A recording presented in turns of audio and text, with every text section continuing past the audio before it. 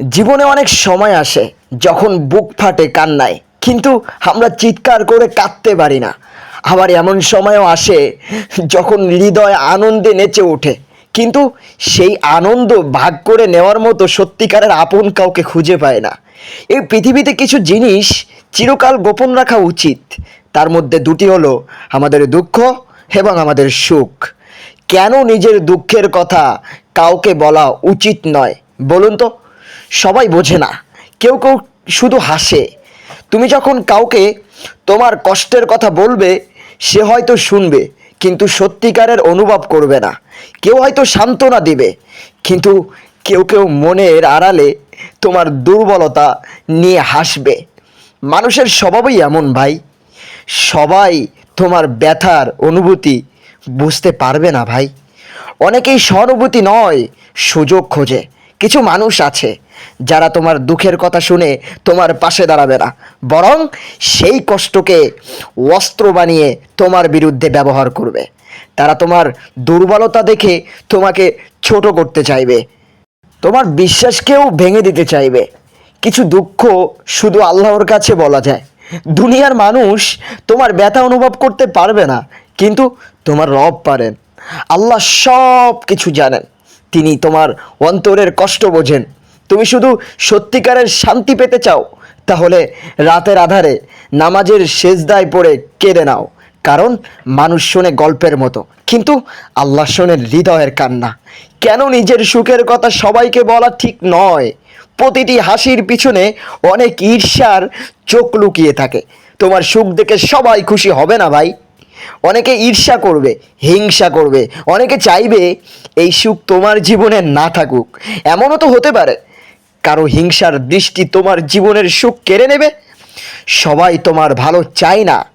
তুমি যদি খুব আনন্দের সঙ্গে কাউকে তোমার জীবনের সাফল্যের কথা বলো, সে হয়তো সামনের দিকে তোমার প্রশংসা করবে, কিন্তু পিছনে তোমার পতন কামনা করবে। এই দুনিয়ায় সবাই তোমার বন্ধু নয়, সবাই তোমার মঙ্গল চায় না ভাই। এটা তো বুঝতে হবে, তাই না? সুখের মুহূর্তগুলো যত গোপন রাখা যায়, ততই তা দীর্ঘস্থায়ী হয়। কারণ তুমি যখন নিজের ভালো খবর গোপন রাখবে, তখন কোনো নেতিবাচক শক্তি তোমার আনন্দ নষ্ট করতে পারবে না। তাহলে তোমার করণীয় কি? কষ্ট যখন আসবে, তখন সিজদায় পড়ে যাও, মানুষের কাছে নয়। আনন্দ এলে শুকরিয়া জানাও, তবে অহংকার করো না। বিশ্বাস করার মতো মানুষ খুব কম ভাই, তাই সবাইকে নিজের মনের দরজা খুলে দিও না। জীবনের কিছু গল্প শুধু তোমার আর আল্লাহর মাঝেই থাকুক। নিজের সুখ দুঃখ মানুষের কাছে নয়, আল্লাহর কাছে শেয়ার করো।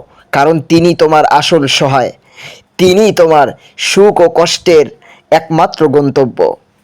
জীবনের পথে হাঁটতে হাঁটতে আমরা এমন অনেক সময়ের মুখোমুখি হই যখন মনে হয় কাউকে যদি নিজের মনের কথা বলতে পারতাম, বুকের মধ্যে জমে থাকা দুঃখ যদি কারো সঙ্গে ভাগ করে নিতে পারতাম, কিংবা জীবনের ছোট্ট ছোট্ট সুখের মুহূর্তগুলো যদি সবাইকে জানাতে পারতাম। কিন্তু সত্যটা হলো, এই পৃথিবীতে সবাই তোমার আপন নয়। সবাই তোমার দুঃখের বোঝা বহন করবে না ভাই। আবার সবাই তোমার সুখের ভাগও নিতে চাইবে না, বরং অনেকেই তোমার কষ্ট দেখে আনন্দ পায়, তোমার আনন্দ দেখে জ্বলে যায়। তাই কিছু অনুভূতি চিরকাল গোপন রাখাই ভালো ভাই। তুমি যতই কষ্টের গল্প বলো অন্যের কাছে, সেটা শুধু একটা গল্প মাত্র। হয়তো কিছুক্ষণ তোমার পাশে থাকবে, একটু সহানুভূতি দেখাবে, কিন্তু পরে তা ভুলে যাবে। আর সবচেয়ে ভয়ঙ্কর বিষয় হলো, যার কাছে তুমি কেঁদেছিলে, একদিন সেই মানুষই তোমার কষ্টের গল্প অন্যের কাছে হাসি ঠাট্টায় বিষয় বানিয়ে ফেলবে। দুঃখের কথা শোনার পর কিছু মানুষ সহানুভূতি দেখায়, আবার কিছু মানুষ সেই কষ্টের গল্প অন্যদের কাছে বলে মজা পায়। তাদের কাছে তোমার কান্না কোনো গুরুত্ব রাখে না ভাই, বরং তারা এটা নিয়ে হাসাহাসি করে। তাই নিজের ব্যথা অন্যের সামনে উজাড় করে দেওয়ার আগে একবার ভাবো, তোমার কষ্ট কি তাদের কাছে মূল্যবান? তুমি কারো কাছে নিজের দুঃখের কথা বললে, সে হয়তো সাময়িক তোমাকে সান্ত্বনা দেবে, কিন্তু বাস্তবতা হলো মানুষ তোমার জন্য কিচ্ছু করতে পারবে না। সত্যিকারের সাহায্য একমাত্র আল্লাহই দিতে পারেন। তাই মানুষের দরজায় কান্না করার বদলে সেজদায় পড়ে রবের কাছে কাঁদো। তিনি তোমার দুঃখের গোপন কান্না শুনবেন এবং তার বিনিময়ে শান্তি দেবেন। তুমি যদি সত্যি মনে করো সবাই তোমার সফলতা দেখে খুশি হবে, তাহলে তুমি বড় ভুল করছো। কিছু মানুষ তোমার হাসির আড়ালে বিষিয়ে ওঠে। তারা চায় না তুমি সুখী হও, বরং তারা মনে মনে কামনা করে তুমি আবার সেই পুরনো কষ্টে ফিরে যাও। তাই একবার নিজের কষ্টের কথা, সুখের কথা বলার আগে একবার ভাববা, সবাই কি তোমার ভালো চায়?